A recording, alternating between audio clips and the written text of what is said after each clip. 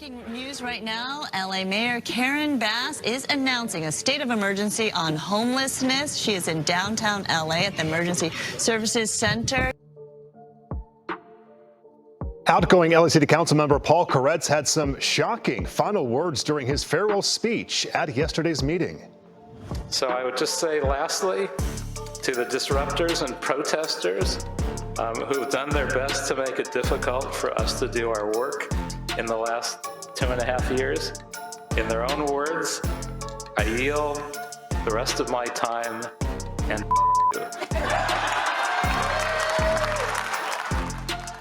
The latest plan in the campaign to rid Miami streets of encampments is this: a transformation and transition zone, a safe, secure, pop-up shelter community with services available. Commissioner Joe Carollo has not put his name to the plan publicly yet, though he has been on a mission to move street life for months, including with an Adopt a Homeless Person plan. They could bring him to their home and they could give him all the care, the love, the humane treatment.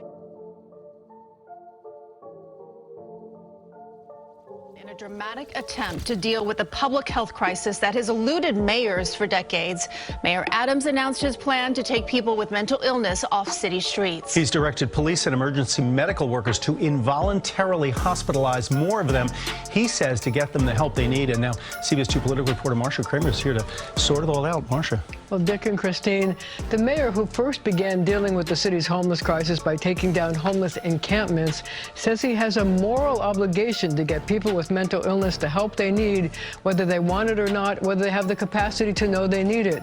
Acting as if you can sweep a problem out of public view, right, and it'll go away. Well, it doesn't go away. It doesn't provide the treatment that's necessary for a long-term solution, and it causes great harm to individuals who are themselves hurting quite a bit.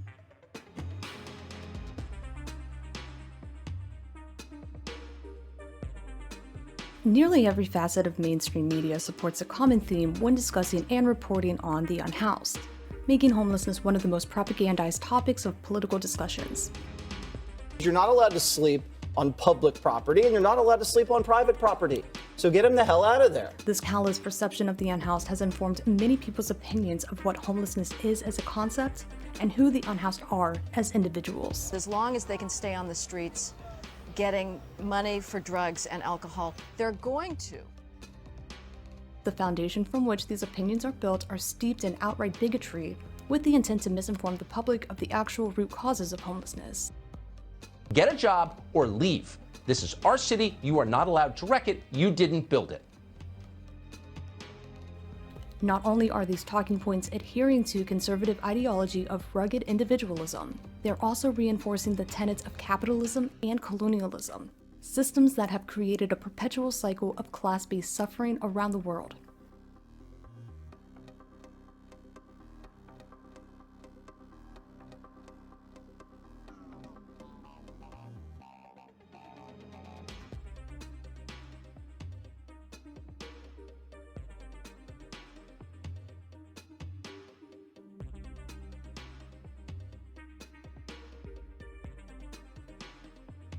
San Francisco, I also described the seemingly contradictory nature. I mean, the word homeless is a propaganda word. It's been around for decades, but it was really used in the 1980s by progressive activists to demand more subsidized housing.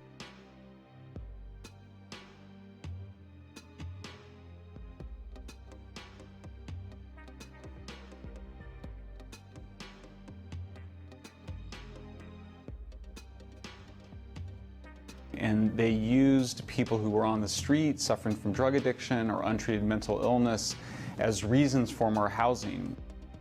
People are experiencing homelessness because they can't afford housing. It is just the natural occurrence of a punitive system devoid of substantive government intervention that allows people to suffer and die if they're unable to care for themselves. And in this country, survival comes with a heavy price.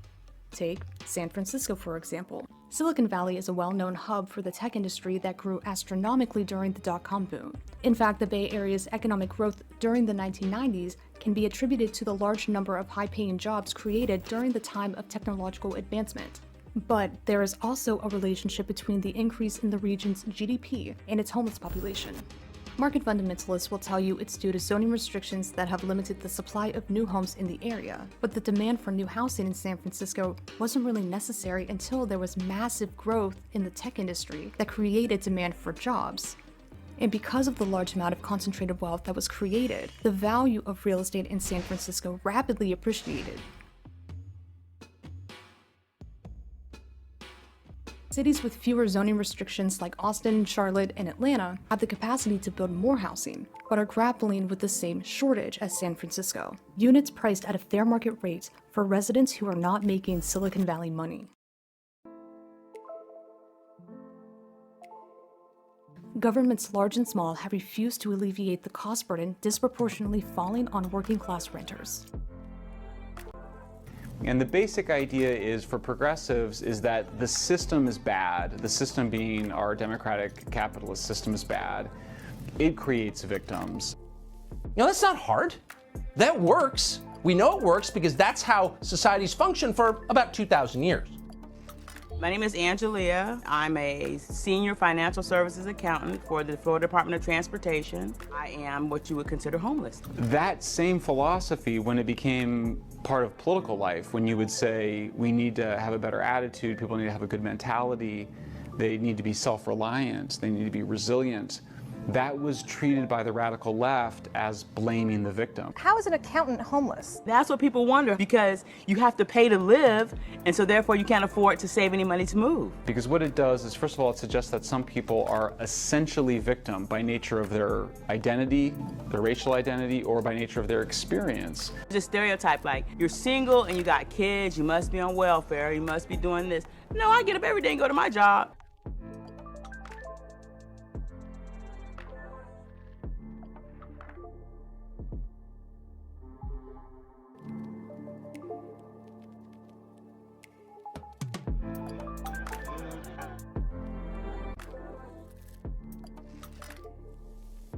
So progressives only pay attention to people who are obviously victims of that system. I don't want anybody's sympathy. I don't want anybody to take care of me. I will take care of us. I just want an opportunity to get a place that's decent, that's affordable. That's all I want.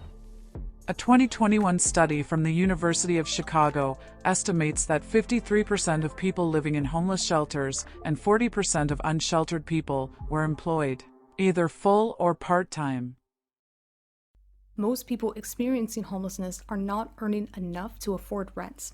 A lot of working poor in New York. We ought to be celebrating them. The city isn't. It's ignoring them. If bosses learn that their workers are experiencing homelessness, they might be automatically characterized as a liability. Employers in right-to-work states can and do fire their employees at will. I got a little bit of information from Brian beforehand. Brian was fired without cause for being homeless. Homelessness is not a protected class, but clearly in this instance, I believe it was used as an excuse to get rid of him. If you're an unmarried man with no job, you were not allowed to destroy things. It wasn't your right. Lack of access to public facilities and proper attire for job interviews is another known barrier for unhoused people, like not having a permanent address, which is a requirement for most companies when considering applicants for a job. The amount of citations that an unhoused person may accumulate during homelessness stays with them long after, and can be the reason why an employer skips their application altogether if these infractions are found during background checks. These very real barriers that keep unhoused people in a vulnerable position are the #1 contributing factors to experiencing chronic homelessness, or unsheltered homelessness lasting longer than 6 months. You have to let people hit rock bottom, because then they bounce back up. Democrats want to make rock bottom comfortable.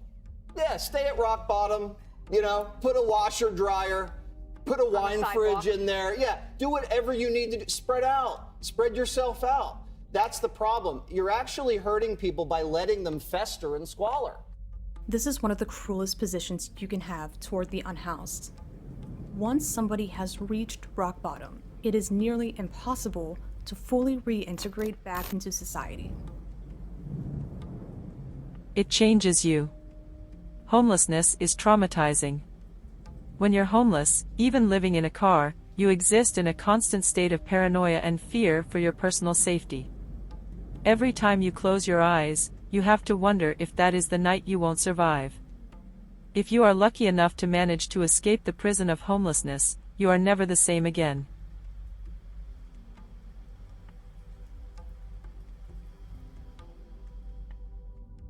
You ready to freeload? It's the new John Stossel. In 2012, libertarian grifter John Stossel pretended to be a panhandler for 1 hour in New York City, collecting around $11 from passersby. I hit the streets and started begging. The point of his publicity stunt was to illustrate how easy it was to collect above minimum wage in a short amount of time. That easy money is why cities are filled with panhandlers. Individuals respond to incentives. If that incentive includes giving them money for no work, there'll be more of them doing that. Steve Malanga and Heather McDonald write for City Journal, a magazine about urban policy. They say beggars today are hustlers. The reason that people are on the streets asking for change is overwhelmingly drugs and alcohol. First I tried the basic homeless and cold, anything will help sign. Little help? It worked. The Fox camera crew filming this whole ordeal is why his interactions seemed relatively positive. It in no way captured the very real suffering and humility that unhoused people experience on a daily basis. Pretty much it. They have the most deep-seated sense of entitlement that I've ever come across. Panhandling as a job is common in some places. Here in San Francisco, packs of young, healthy kids beg for spare change. Spanging, they call it. Shortly after this airing, 500 property owners in downtown San Francisco hired GLS Research to survey panhandlers in San Francisco's Union Square. The study found that the typical panhandler makes less than $25 per day. The study also found that 62% of panhandlers were disabled, while 25% were alcoholics and 32% were drug addicts. And the people who give, They're doing a very bad thing. They are merely perpetuating somebody's misery. Give to charities, don't give to people. It doesn't get through. 12 leaders of the El Centro-based Imperial Valley Ministries are charged with conspiracy, forced labor, benefits fraud, and many other charges. The defendants accused of preying on homeless people, convincing them to give up their welfare benefits and then forcing them to panhandle. 3 people have been charged with embezzling hundreds of thousands of dollars in public money from a program meant to help the homeless in Los Angeles. Police confirm they are now involved in the investigation in reports of suspected fraud involving a large amount of money in the city's housing and homeless system. If you feel a need for compassion, put it in here. We'll make sure it goes to people who really need the money and the money is used in the right way. The FBI says Derwin Montgomery stole money from the Bethesda Center for the Homeless in Winston-Salem. Montgomery took nearly $5,000 for flights and luxury hotels. They say he used $54,000 to buy a new car. It's a scam targeting homeless people by luring them with work and then coercing them to cash a fake Court check. papers filed Wednesday, the city argued Children's Community Services is in breach of contract, claiming it engaged in fraudulent billing and invoicing practices. give real change to the homeless. Call us. We'll send an outreach team to help. Homeless shelter in New York clearing out someone's things for minutes after a misbed check. It's me. Hi, I'm the problem, it's me. You're just right-wingers who are not compassionate. Some of these kids, adults, must be in need. Some are. Despite what one might think after watching this anti-panhandler propaganda on Fox News, the study confirmed that 94% of all money collected by panhandlers went towards food. Resources do exist to help the truly needy. Food kitchens are plentiful. Every big city has food kitchens galore, kitchens galore, kitchens galore, kitchens Another galore. misconception is that hunger is not a problem for homeless individuals. Many people believe that food pantries and soup kitchens are so abundant and accessible that every homeless person can get food if he or she desires. Food pantries do not effectively meet the needs of people without homes because homeless people lack the cooking facilities necessary to make use of the food. Cities also may not have adequate food availability through soup kitchens.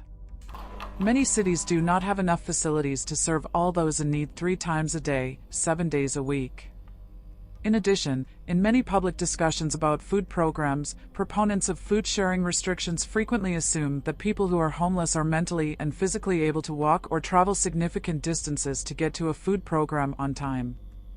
Unfortunately, homeless people may not be able to travel significant distances due to work conflicts, illness, disability, or lack of adequate public transportation.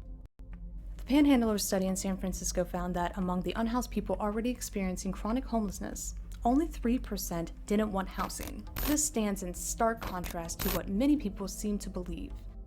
They must not want help. And so we need to take care of them. Do you know how much tax dollars I pay? They should be helping those fucking homeless people. But maybe you should tweet, "Let's help them." No, because they don't want help. They don't want help. And prefer living on the streets. We have to understand that affordable housing and shelters is not going to help for people who choose to live outside society. The only thing we can do is create an area where they can live outside society. And is the prominent reason for justifying their personal cruelty toward unhoused people. But the proper solution for that is not to keep enabling a lifestyle that eventually is going to lead. Just walk right by, just ignore them? Yes. So one of the things that comes through in San Francisco is that a homelessness problem, so to say, the homelessness issue, it's a misnomer. It's not a homelessness issue. It is a drug abuse issue. But somehow these things are conflated, right? That's right.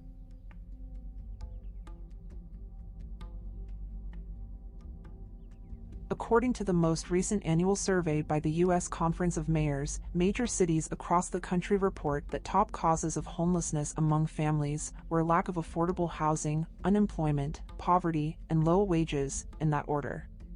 The same report found the top causes of homelessness among individuals were lack of affordable housing, unemployment, poverty, lack of needed services for mental illness, and lack of needed services for substance abuse. Even though mental illness and substance abuse falls on the lower end of the root causes of individual homelessness, that doesn't stop an onslaught of misinformation to be thrown around by right-wing and even liberal pundits, incorrectly attributing these secondary factors as the top reasons why people become unhoused. According to these researchers, substance abuse is both a cause and a result of homelessness. Both issues need to be addressed simultaneously. Overdose Prevention Center, preventing overdoses, which in fact means helping the homeless get high. People who are unhoused often turn to drugs and alcohol to cope with their isolation from the rest of the world, as well as their interpersonal mistreatment that they experience as a visibly unhoused person, doing their best to exist within the public realm. These researchers also found that stable housing during and after treatment decreased the risk of relapse. There's people that do suffer hard times and they need some financial help.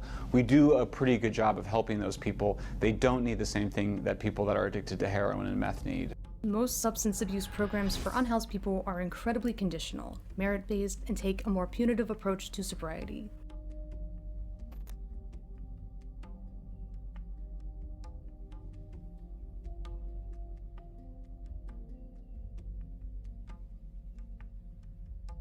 Understanding is Indianapolis is unique in the fact that every shelter in our city is faith-based. If you came in without ID, we would certainly log you into our system. We would put your fingerprint or your finger on a fingerprint reader, and that's how we will identify you and give you information on where you can get ID, and then say you've got X number of days. Now, this is I'm not sure this is exactly how it works. If you're not at that point, you're going to be sleeping outside. I'm not a shelter worker. Okay. I'm an administrator. Okay. I probably should know these things. Wheeler Mission makes attendance at Christian services a condition of having a warm bed overnight. In many cases, these services only extend as far as emergency shelter, which can end up doing more harm than good. If you're seeking help, if you're meeting with the case manager, if you're going out during the day trying to find a job, trying to get your Social Security in order, whatever that is, you're welcome.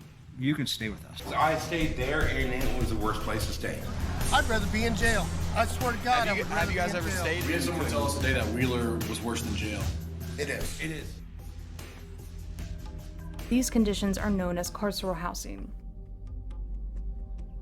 We feel very called to this particular ministry. Jesus himself was a homeless person. We are sorely lacking, however, in a emergency shelter that will handle couples, someone with a pet, someone that's gay, someone that has mental health issues, and someone that has substance abuse. I don't have anywhere to put them. We are completely privately funded. We receive no government funds. They sure as shit do. Excuse my language. We're offering them food, clothing, shelter. We don't think it's too much to ask to sit through either a chapel service or a Bible study.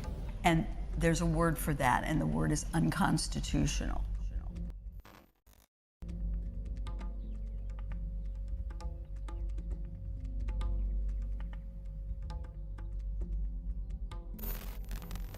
That's because the majority of housing stock is owned in the private, profit-driven rental market, leaving millions of low-income residents with little housing options or protections from eviction.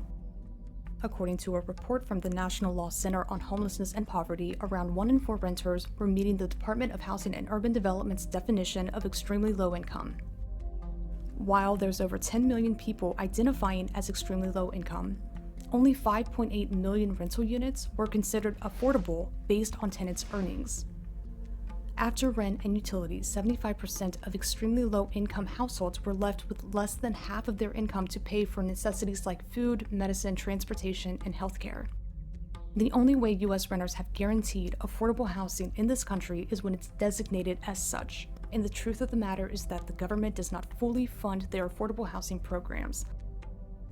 A single mom and disabled veteran is reliant on rental assistance from Housing and Urban Development, or HUD. She already had fewer options, but now landlords looking to capitalize on rising rents are less willing to accept the strict guidelines of her rental voucher. How critical is the HUD voucher to your existence? That is our existence. Without it, we would be homeless.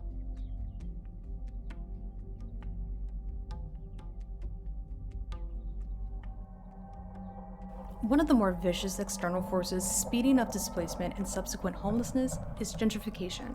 This shift in a neighborhood's ethnic and racial composition also reduces individual residents' social capital, while increasing individuals' likelihood of experiencing housing insecurity. In an email to the LA Times, the executive vice president of strategic initiatives at San Diego's Housing Commission explained that, quote, high-cost rental markets that far outstrip area median incomes and push renters into paying more than 50% of their income toward rents certainly are a significant contributing factor to making households at high risk of experiencing homelessness. We also know that the longer a household experiences homelessness, the more likely other key quality of life factors will be affected, such as physical and mental well-being. The relationship between displacement induced by gentrification and poor health is supported by the Centers for Disease Control and Prevention. This same loss of community applies to homeless encampments subjected to forced migration from street sweeps and overplaced spaces. Instead of focusing on criminalization policies that don't work, that are terrorizing unhoused people, which is unconstitutional, the city needs to be focusing on what the actual problem is here, which is that it's too expensive for people who grew up and have been longtime residents of San Francisco to actually live here and survive. Zal Schroff is an attorney with the Lawyers Committee for Civil Rights of the San Francisco Bay Area. That agency, along with the ACLU of Northern California and the Coalition on Homelessness, allege in the lawsuit that city agencies violated unhoused people's constitutional rights by citing, fining, and arresting them to remove them from site, as well as taking and destroying their belongings in targeted law enforcement operations. The loss of one's community can be detrimental to one's health. Studies indicate that these vulnerable populations typically have shorter life expectancies, higher cancer rates, more birth defects, and higher incidence of asthma, diabetes, and cardiovascular disease. In 2020, researchers in Seattle interviewed 60 individuals experiencing homelessness and found that 2/3 were reporting current medical debt. Almost 1/3 believed medical debt was, in part, responsible for their current housing situation. Several studies have linked medical debt or medical debt-related bankruptcy with housing instability, and one study even identified homelessness as an outcome. This is not a vexing public policy question that requires the Brookings Institution to investigate. It's not like fixing Social Security. And the solution is as simple as the problem. Here's the solution. Stop putting up with it. San Francisco, a widely criticized plan to build a single $1.7 million public toilet. Say no. Jesse's fiscal responsibility. Yeah, that was a big primetime victory because we've been pushing hard against this toilet. Yep. You're not allowed to crap on the sidewalk. Pull up your pants and get the hell out of here. Municipal governments often struggle to secure a designated space for unhoused people because of the high number of residents who publicly oppose this form of development. This type of political action has become so common, it's known as NIMBYism, based on the acronym Not in My Backyard. Manchester is an up-and-coming part of Richmond. Homes and businesses are popping up all over.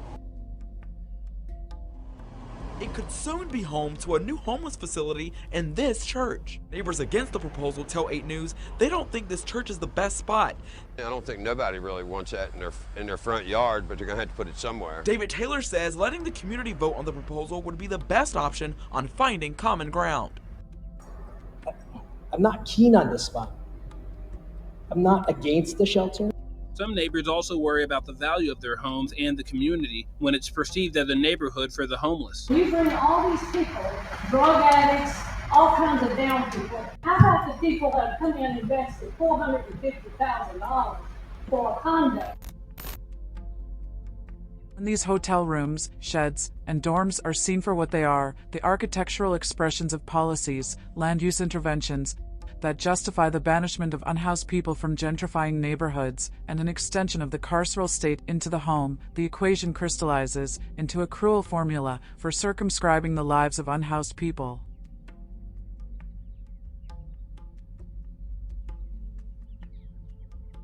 You have to ask the question, why do people that say they're so compassionate allow people suffering from drug addiction or severe mental illness to live on the streets?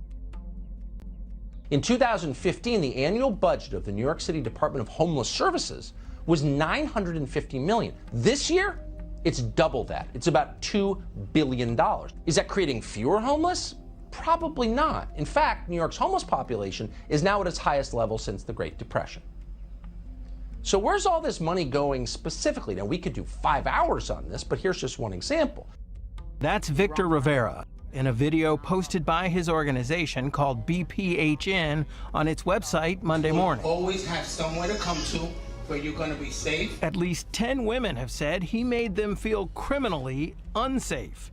But other homeless advocates say this is all the tip of the iceberg of a much bigger problem. We don't get at the fact that homelessness and overdose and all of these desperate situations are occurring and widespread across our city. We won't be able to stop people from taking advantage of them. Today, Manuel Duran pleaded guilty to charges that he stole $1.5 million by secretly renting properties that he owned to the shelter at above market rates. Investigators say he then faked paperwork to hide the rentals. And it was because of that alleged fraud that the state decided to pull funding from Casa Nueva Vida and to not renew the $7 million contract, which funded all of their locations. Did you do those things? Yes. Okay, then I'm not going to accept the plea. Okay, I did it. 14 homeless shelters in Lawrence and Boston were forced to shut down earlier this year because of their connection to this case, leaving many people with nowhere to go. What I'm trying to get people to understand is when they see a homeless person on the street or in a shelter or in an informal settlement, what they're seeing actually is the failure to implement the right to adequate housing by all levels of government. Rather than look at the individual and say, oh, that person landed there because of some personal characteristic or trait, what's really at play there is the failure of governments to actually implement their human rights obligations. So a homeless person has nowhere to live and therefore nowhere to sleep, but perhaps rough on the streets, and that is becoming a criminalized act. A homeless person has nowhere to eat, and so they eat on the street, and that's becoming a criminalized act. And that criminalization is a form of discrimination against people who are homeless. We need to get better at regulating third-party actors and ensuring that third-party actors like landlords, like investors in real estate, don't engage in activities that actually produce homelessness. Investigations conducted by the organization Housing is a Human Right found that in 2018, the real estate industry poured over $77 million into an oppositional campaign to dissuade referendum voters from supporting California's Proposition 10. A rent control bill aimed to alleviate the housing affordability and homeless epidemic plaguing the state. Top financial contributors in this anti-Prop 10 campaign include Blackstone Group, Essex Property Trust, and Equity Residential, three of the largest corporate landlords at that time. So like COVID and OxyContin and virtually everything else that's wrecking the country our ancestors built, this is a manufactured crisis. It didn't happen by accident. People paid for it. I mean, it's just all the things you don't deserve if you're homeless. And it's just so strange in a society where obviously there aren't enough jobs. Yeah. Like, people have to be unemployed. These people don't have a choice. And it's like, yeah, but you can't have any pride. But then it's also set up so the news reporters' jobs is to condemn those people. Keep them in check. This is what California got for $12 billion. Not fewer homeless, just better funded homeless, and thousands more of them.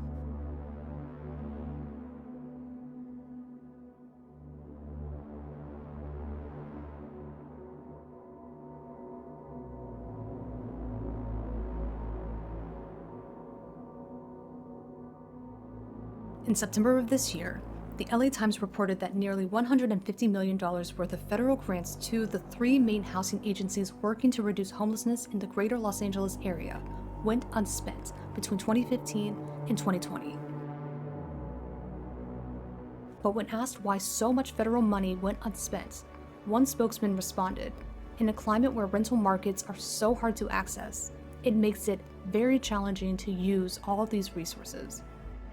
Councilman Marquise Harris Dawson echoed an explanation the LA Times got from LAHSA, the LA Homeless Services Authority, blaming the private housing market for not having enough housing or landlords who will take in formerly unhoused tenants. The government makes available money. We apply for it as much as is possible. When the rubber actually meets the road and you got to find an empty unit to accept the voucher, if you can't find a unit, you're stuck holding the voucher. And I think that's what's happened to the county and the city.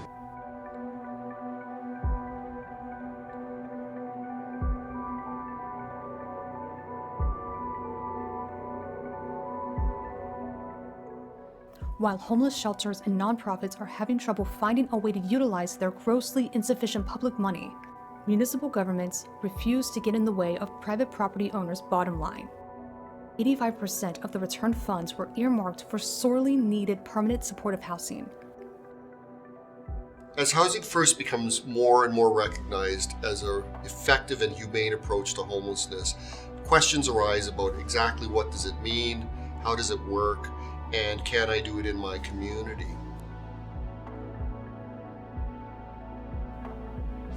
Permanent supportive housing programs has a one-year housing retention rate of up to 98%. These services are designed to build independent living while connecting residents with community-based healthcare, treatment, and employment options. Permanent supportive housing has been found to be cost-efficient. Providing access to housing generally results in cost savings for communities because housed people are less likely to use emergency services. The body of evidence that shows that Housing First works is overwhelming. The recent At Home Chez Soi project in Canada, which is the largest project on Housing First ever done, shows conclusively that it works. That you can take the most hardcore, chronically homeless person with complex mental health issues and addictions issues, and you put them in housing, and you know what? Not only do they stay housed, they do better. While economic conditions get worse and the plight of homelessness grows, our current housing policies and homeless services continue to fail our most vulnerable residents. We have to stop thinking that chronically homeless people want to be homeless or that they can't be housed, because the evidence is there. The debate is now over. Housing First works. And I think we need to take a really good long look at the way in which we're dealing with land, property, and investment in cities in particular, and develop regulations to ensure that we're not having the result of gross inequality between those who have and those who have nothing.